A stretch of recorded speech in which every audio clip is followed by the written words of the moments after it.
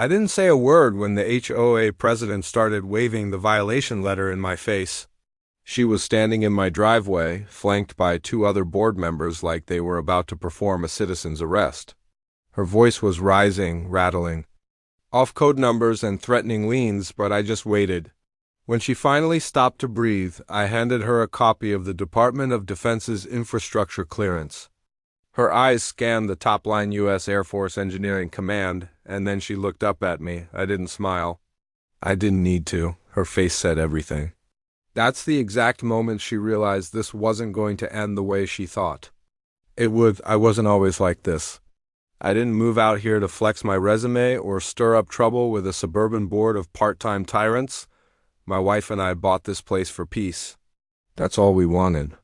After 32 years working as a civil engineer for the U.S. military, designing everything from runway surfaces in Afghanistan to flood prevention infrastructure in Louisiana, I was done with concrete and command briefings.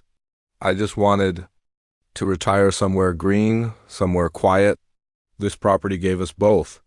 A modest house tucked into 5 acres at the edge of a rural subdivision in Colorado, aspen trees, a shallow creek in the back, and enough land to finally build the kind of workshop I'd always dreamed of. Nothing big. Just enough to tinker with woodworking, maybe teach my grandson how to weld when he got old enough. The HOA was technically part of the purchase, but it seemed dormant 3 board members, a faded bulletin board at the community entrance, and a website last updated in 2016. We figured it was more ceremonial than active. No one said much at first. People waved. A few neighbors dropped off pies when we moved in. It was the kind of place where you could go days without seeing anyone, and that suited us fine. For the first year, everything was calm. Then came the gravel. Late one summer, after a stretch of heavy rain, the dirt path that led from the main road to our driveway turned into a slick mess. The previous owner hadn't done much to maintain it, and every time it rained, the clay turned to soup. My wife's car got stuck twice, so I did what any responsible landowner would do. I got to work. I surveyed the grade, plotted drainage, and hauled in about 10 yards of crushed granite engineer grade, compacted to perfection. It was clean, professional, and a massive upgrade from the rutted path that had been there before. 3 days later, I found a fluorescent orange notice taped to my garage door. Violation. Unauthorized surface alteration, $4,000. Fine, I thought it was a joke. The notice was from the HOA. It cited a subsection I'd never heard of. Something about maintaining community aesthetic standards and approved materials for exterior modifications. According to them, gravel wasn't on the list. Concrete or bare dirt, sure, but not gravel. I laughed, then folded it up and tossed it in a drawer. I figured it was a mistake. Something that would be cleared up with a phone call. It wasn't. I emailed the HOA board, politely asking for clarification. No response. I followed up twice more. Still nothing. 2 weeks later, I got another notice. This one had a higher fine. $7,800. It also included a threat to place a lien on the property if I didn't comply within 30 days. That's when I started to feel it, that sick, low buzz in the back of your head when you realize someone's not just mistaken. They're targeting you. I tried to handle it the right way. I printed the HOA's own bylaws. Yes, the gravel clause was there, but it had been added last year after we'd already done the work.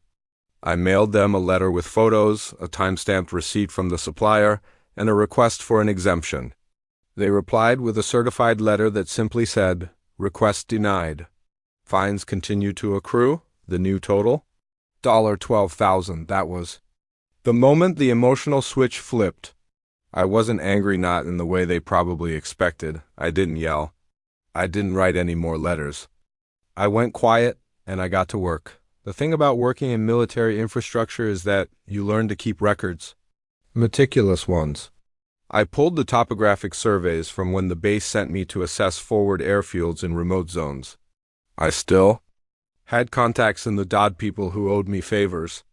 I also had access to databases most civilians didn't even know existed.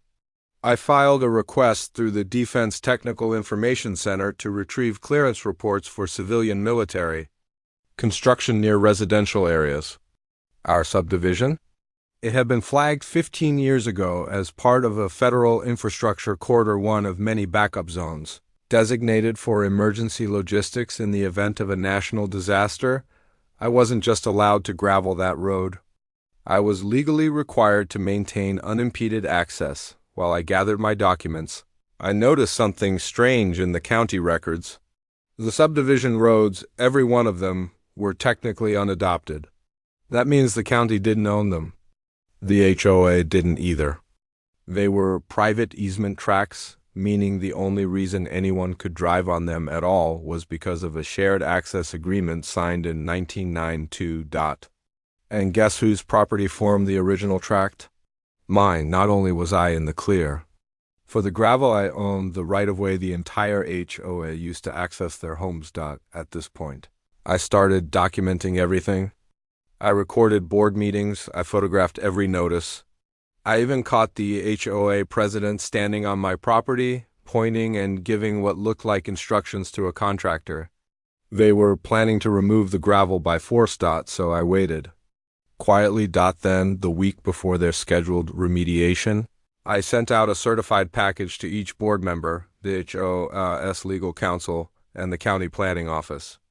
Inside was a 38-page dossier, my deed, including the right-of-way easement, clearance documentation, stamped and signed a legal notice of property interference, a cease and desist for trespassing, and a formal invoice for road maintenance access fees going back 6 months. $500 per month. Per household. I showed up to the next board meeting without saying a word. Just sat in the back. When the president saw me, she turned red. When their lawyer walked in late and opened the envelope, he went pale. Midway through the meeting, he leaned over to her and whispered something. She froze, then called a 5-minute recess. They never came back. 3 weeks later, I received a letter from the HOA formally rescinding all fines and issuing a public apology to be posted in the community newsletter. The president resigned. 2 board members followed. Now, when I drive down the road, the gravel still crunches clean and smooth beneath my tires. The neighbors wave or they look away. Either way, they don't say much anymore, and that's exactly how I like it.